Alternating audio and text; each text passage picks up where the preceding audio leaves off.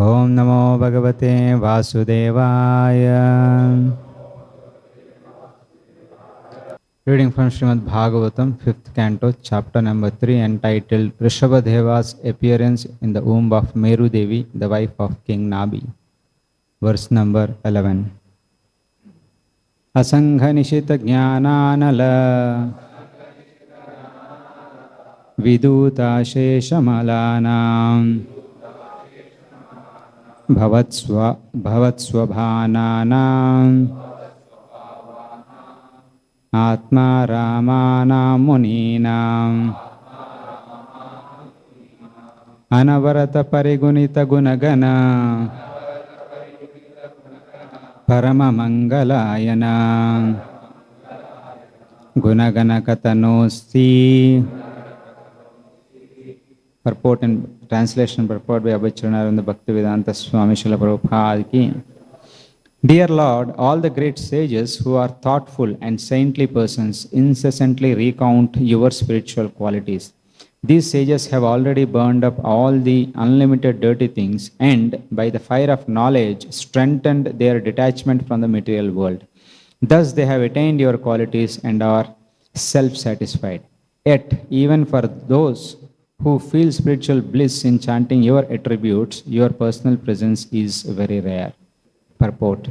The priests of Maharaj Nabi's sacrificial arena appreciated the personal presence of the Supreme Lord Vishnu, and they have considered themselves very much obliged. The Lord's appearance is rare even for great saintly persons who have become completely detached from this material world and whose hearts are clean due to constantly chanting the glories of the Lord. Such people are satisfied by chanting the transcendental qualities of the Lord. The Lord's personal presence is not actually required.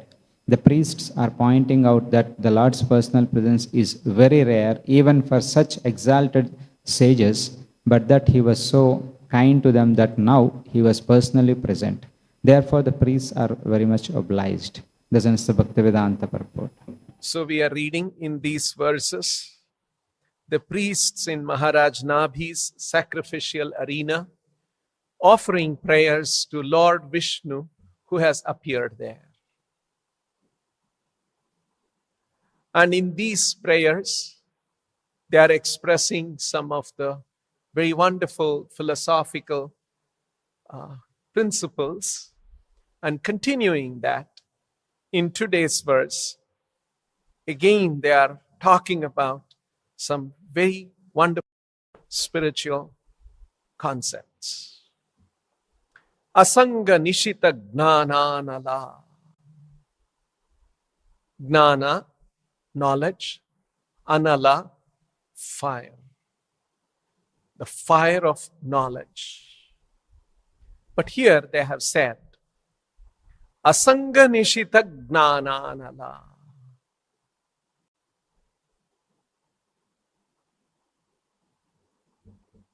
By the fire of knowledge, strengthened their detachment from the material world.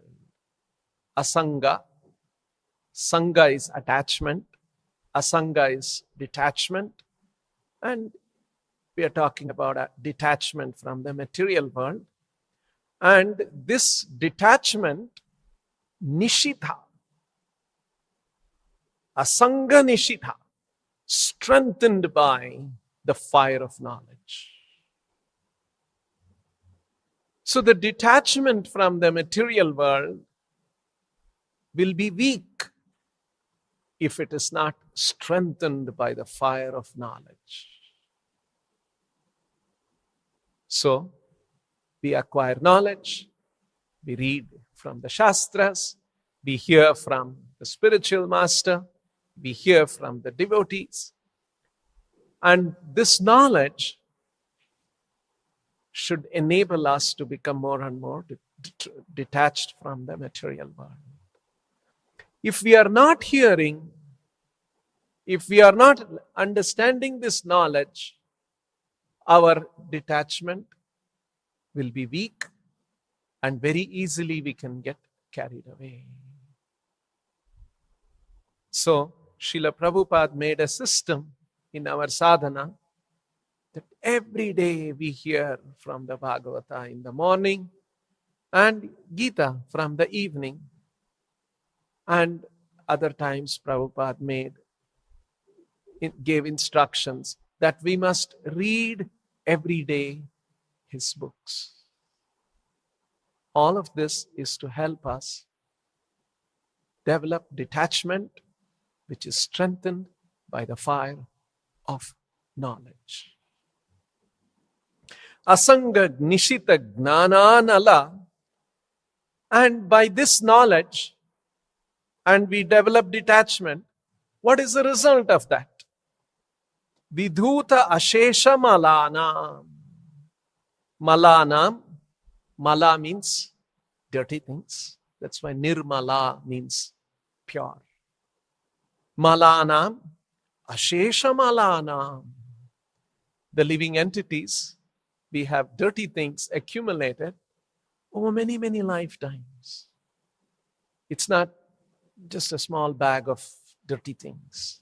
It's a mountain of dirty things that's in our heart. Vidhuta. These sages, by cultivation of knowledge and developing detachment, they have removed, they have cleansed their heart of Ashesha Malana. And Prabhupada explains the mala in the heart or in the consciousness of a living entity is material desire. We are not supposed to have material desires because we are not a product of matter. But our heart is today filled with material desires. And Srila Prabhupada analyzes, why have these material desires come about? It is because of a fundamental ignorance of our understanding of who we are. So we don't know who we are.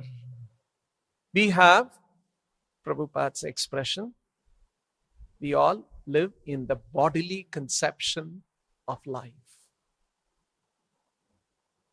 One may be a very enlightened, educated man in this world, but they are tightly gripped under the bodily concept of life, thinking, I am the body, I am born in this country, and this country is mine, and this body with all my senses should be used in the service of this nation.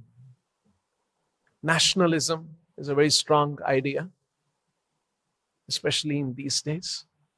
Our country, our nation. When we do that, the neighboring country, they will also feel that way. And there is naturally a clash between the countries and different countries in the world. Today, even the big thinkers don't know what to do. On the one hand, they have encouraged nationalism because it helps to organize that country within the country in a nice way. But then when they do that, there is conflict between nations all over the world. And some nations, because they feel so strongly about their nation, they want to extend their influence, economic influence, political influence, cultural influence, educational, different kinds of influence over other nations. And all these things cause a lot of trouble, and people are worried. So, the fundamental principle of nationalism is the understanding that I am the body. And hence my body, my senses should be engaged in the service of my country. And from the transcendental point of view, Srila Prabhupada explains, and he says, our senses don't belong to me, and the senses are not to be used in the service of the nation. The senses belong to Krishna. He is the master of sense. Rishi Kesha. He owns the senses. And our senses are hence meant for his service. Owner can use his possessions because he is the possessor. If anyone else uses that possessions, he runs into trouble. This is a principle. Suppose a man walks to the parking lot. He takes his car and drives out. He can drive, nothing happens. Suppose a man goes to the parking lot. He doesn't have a car, but he sees there is a car parked there. Looks around and then he opens the door and the door opens. He's very happy. He looks inside. The ignition key is also left there. Somebody has forgotten. Now he'll sit inside, turn on the car, and he starts driving out. In just a matter of few hours or so, he'll run into trouble. Isn't it? Because he has stolen the car. The owner will come, he'll see his car missing, he'll call the police, because the number, everything, they'll start alerting and he'll get caught. If he drives his own car, happily he can drive. When he drives another person's car, he can't be at peace. In the same way, our senses, we are thinking it is mine. It's available, my senses, and I'm using it. We are thinking it is mine. It's not ours. The senses are all created according to the design of the Lord, and they belong to the Lord. The senses, the body belongs to the Lord. The living entity who is inhabiting inside and driving and using this body also belongs to the Lord. Everything belongs to the Lord. Isha vashyamidam sarvam. This consciousness that everything belongs to the Lord and everything should be used in the service of the Lord for the pleasure of the Lord. This is bhakti. Rishikena rishikesha sevanam bhakti ruchyate. So, this mala, and because of this mala of misconception of oneself, all other malas, kama, krodha, lobha, all that is the next level of creation in the consciousness of the living entity, because the fundamental consciousness is that I am the body and I must use all these things for I want to be an independent enjoyer. So this mala, and then the next level, because of kama, krodha, it takes on many variegatedness. I want to enjoy in this way, I want to enjoy in this way, I want to lord over, I want to control, I want to experience this relationship. Variegated desires, and so it becomes a mountain of desires. But there are great people. They have vidhuta ashesha malana. They have somehow cleansed their heart of those dirty things. Then what happens? If you cleanse the heart of the dirty things, the consciousness of the dirty things, the priests here are saying, Bhavatsva bhavanam, atmaramanam. Then they understand, they begin to realize that they are Bhavatsva bhavanam. They are telling Vishnu, these great sages, Bhavatsva bhavanam asi. They have understood that they are of the same quality as you are. Because we are of the same quality, spiritual quality, as the Lord. We are not material. We are not a product of material energy. But right now, we are misunderstanding. That is why Krishna also explains in the Bhagavad Gita, Idam gnanam upashritya Mama sadharmyam agataha. Now I'll explain this knowledge, Arjuna. He's telling in the beginning of the 14th chapter. The chapter is about the modes of material nature. It is the modes of material nature which is actually conditioning us to this material world. Nibhadnanti. And so Krishna is telling, now I'll give you that knowledge by which you will understand idam gnanam upashritya, if you take shelter of this knowledge. Mama sadharmyam agataha. You will attain agataha. Mama sadharmyam. Dharmyam, quality. Mama sadharmyam, my quality, you will attain. So here, bhavatsvabhavanam. And the result of bhavatsvabhavanam, understanding that I am of the same quality of Vishnu, I am of the spiritual quality, not material quality, the immediate result is Atmaramanam. One will become very, very self-satisfied. In the material world, we are so much dissatisfied. And we are struggling to conquer all these dissatisfaction and overcome this dissatisfaction. But if we rise our consciousness to spiritual platform, this is how Srila Prabhupada explains. Material platform, spiritual platform. We rise to the spiritual platform. We exist in the spiritual platform. We live in that spiritual platform. And that's the platform in which you can associate with Krishna. And then one will be Atmaramanam, Muninam.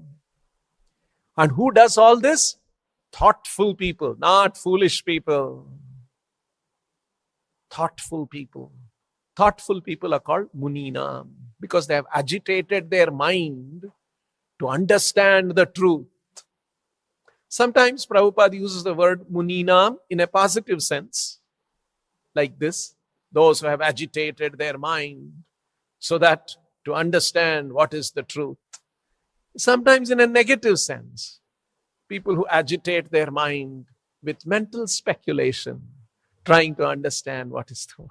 So both kinds of usages are possible. Here in a more positive sense, Prabhupada has used Muninam. And how did they do all this? Anavarata parigunitha. Incessantly recounting gunagana. Oh Lord, you are gunagana. You are a reservoir of wonderful qualities. And these Munina, they parigunitha. And how do they do it? Anavarata parigunitha. Incessantly chanting. When Prabhupada was preaching in the Western countries, one scholar in Indian philosophy wrote to Srila Prabhupada and said that I have come across your disciples, I have met them, but then I see that they are chanting a lot. And I have heard that you chant a lot to develop your philosophy, but I don't think that is mentioned anywhere or something like that. He wrote some objection like that. And then Prabhupada replied, no, Bhagavad Gita says, Satatam kirtayanto mam yatantaschadrudavrataha. Everywhere in the material, in the spirit, in the Bhagavad Gita, in the Vedic literatures, and in our parampara, Chaitanya Mahaprabhu said, Satatam kirtaniya sada harihi. So, by incessantly chanting, recounting gunagana, parama mangalayana. Mangala is auspicious. What is auspicious for us in the material world? What is auspicious for a prisoner in the prison house? If we can understand that question, then we will know. A prisoner got an extra roti one day. That was a very auspicious thing he got. Can we say that? He got an extra sweet one day. No, none. Those are small things. Not Parama Mangala. They may be small Mangalas. Parama Mangala for a man who is in the prison is, he came out of the prison. They opened the doors and said, you go.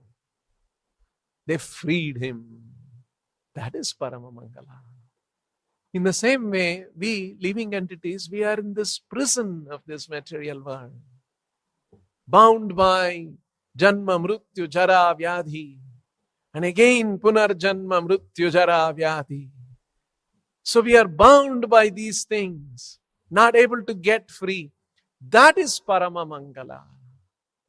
Parama Mangala Ayana, Guna Ghana Kathana Asi. And such kathana, chanting, describing, kirtana, kirtana mean the same thing. Guna Ghana Kathana, that is Mangalayana, Parama Mangalayana. That creates the most auspicious thing. And that's why Prabhupada translates Mangalayana, supreme bliss. Parama Mangalayana, supreme bliss. So, the priests are saying, my dear Lord, you have appeared here. And who? Those great souls who have purified their hearts completely of all dirty things, and with the fire of knowledge develop detachment from the material world. And in this way, Bhavatsvabhavanam, they have attained spiritual qualities like you. And they have become Atmaramanam. They have become self-satisfied and they are great sages, Muninam. And they have attained all these things by Anavarata Parigunita, by incessantly chanting, Parigunita, recounting your glories, Gunagana, O Lord, your reservoir of all qualities. Parama Mangalayana Gunagana Kathana, and your chanting about your glories simply produces the supreme bliss, the highest Mangala, auspiciousness for the living entities. And even for such people, your personal presence is very rare. That is the spirit of the statement of the sages. That's why Prabhupada begins the purport by saying, the priests in Maharaj Nabhi's sacrificial arena appreciated the personal presence of the Supreme Lord Vishnu, and they considered themselves very much obliged. Even in the translation, Prabhupada has written, your personal presence is very rare. So the Lord had personally come there.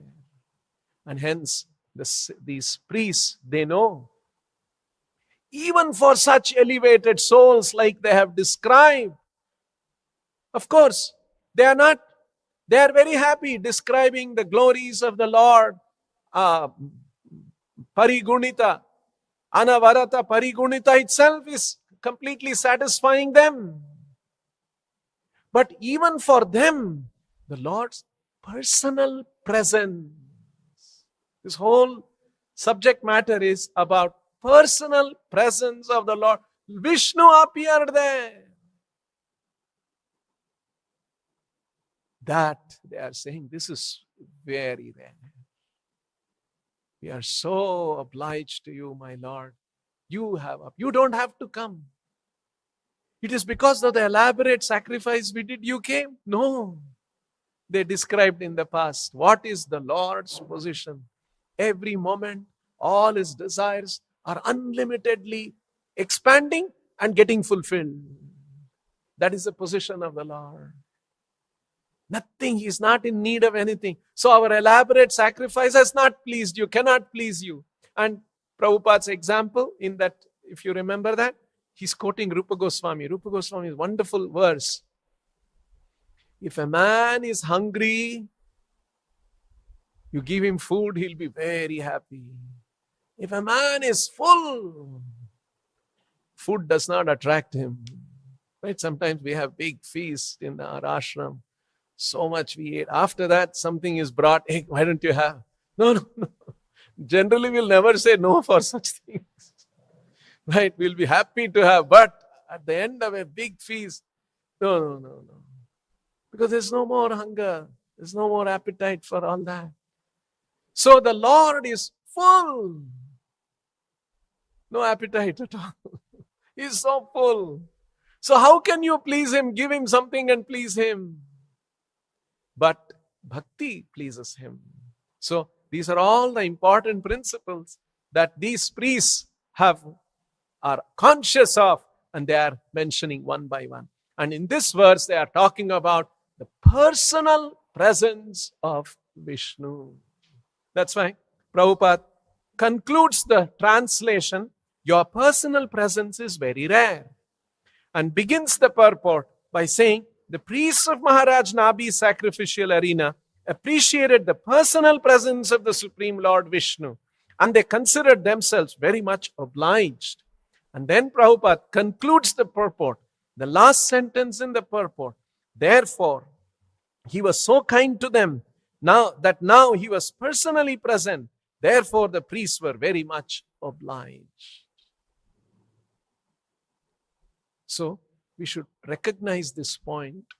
Why this is all, remember, all this is preparation for understanding Krishna in the 10th canto. Bhagavatam is preparing us. That Supreme Lord, Vishnu, personally appeared and made His presence in this sacrificial arena. And the priests are recognizing your personal presence. Oh my Lord, it is so rare, even for the exalted souls. And you have appeared in this arena. They are very much thankful, grateful, obliged. And they are recognizing this very special personal presence of the Lord. There are two verses in the Bhagavatam, in the 10th canto. One of them, Srila Prabhupada often quoted many times. This verse comes in the context of the Gopas, Krishna and the Gopas. They went to the forest. They would take the cows and the calves, and as they grew up, when they were small, they were only taking the calves. And then at some point, Nanda Maharaj said, okay, now you can take cows also. And that date on which the change happened is called Gopashtami. Then, from then on, he was allowed to take cows also. Otherwise, only calves, because they were small children. So when Krishna and Balaram would go with the cowherd boys, they were also young boys, and they would go to the forest, and Shukadeva Goswami describes that how Krishna and Balaram and the cowherd boys had such fun taking the cows in the forest of Vrindavan. And it would be sometimes sunny, and in the sun there would be birds flying, and they will see the shadow, and all of them running behind the shadow, like small boys. There's another game they would say. What does that say? I forget that word. They would all be running around, and then they would make Krishna. Who will go and touch Krishna? I will go and touch Krishna first. And they would go run and touch, and they will become, Krishna, I touched you. Like small boys. And playing with the shadows, going to the caves and calling out names and hearing the echo. And when they hear the echo, the small boys, they get amused by that.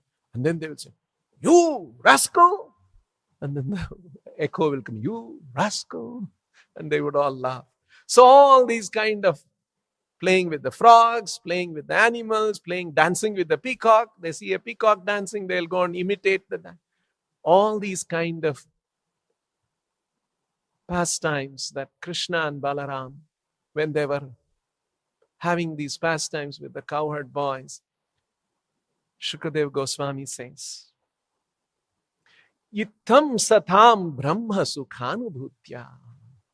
Ittam, in this way, these cowherd boys are playing with Krishna and Balaram. Who is this Krishna?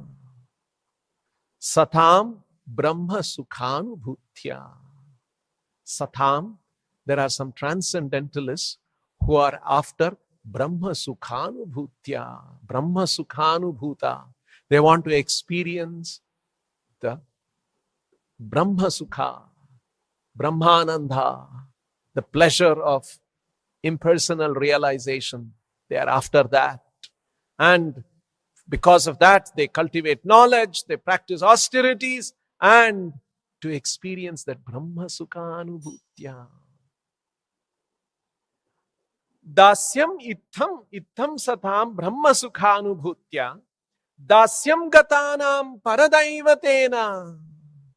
And there are another kind of devotees who consider that Lord to be the Paradaivata, Paradevata, and they want to render service to Him.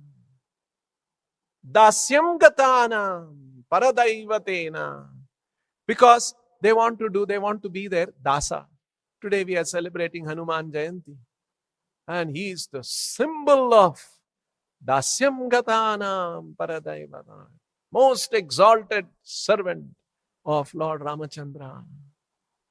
Right? He rendered wonderful services to Lord Rama. So there are devotees who look upon the Lord as Paradaivata, Paradevata, the Supreme Lord, and they want to serve Him. Dasyam gatanam Paradevata, Paradaivatanam. Mayashritanam Naradarakena. And there are others who are Mayashrita. They have taken shelter of the material energy. And for them, the Lord appears like Naradarakena. They look like Krishna is like another ordinary person. They think like that. So, Satam Brahma Sukhanubhutya, Dasyam Gatanam Paradaivatena, and Maya Shritanam Naradarakena. With that Lord, Sakam Vijahruhu. With that Lord, these boys were Sakam, along with them. These boys, along with him, they were enjoying Kruta Punya Punja. How fortunate these cowherd boys are. What heaps of pious activity, virtuous activities they have performed, that they are playing with that Lord whose effulgence, Satam Brahma Sukhanubhutya. There are people who perform severe austerities just to get a glimpse of His effulgence. And there are those devotees who want to serve Him as Paradevata. And there are foolish materialists who think that He's an ordinary man. He's an ordinary person. Kruta Punya Punja. Punja means heap, bunch and multitudes.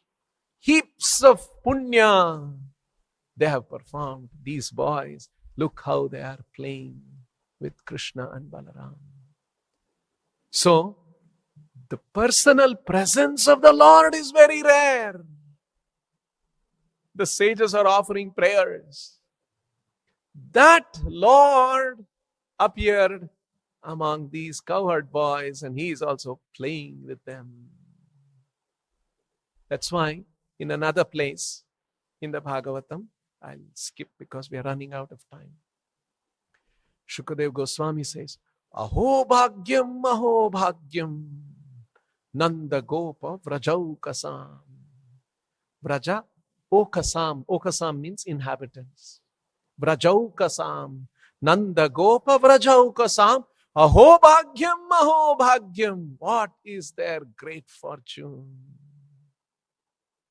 You see? Yat mitram, they have become, that Lord has become their friend. Paramanandam. Parama Brahman Sanatanam.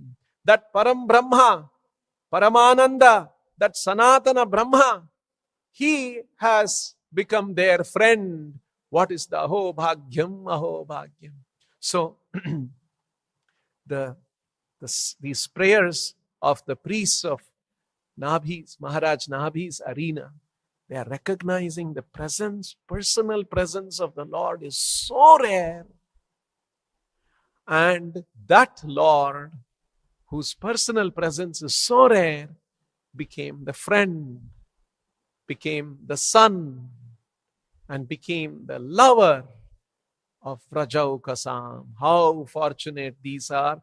Who are these people with whom the Lord, whose personal presence is very rare, he is playing like a cowherd boy.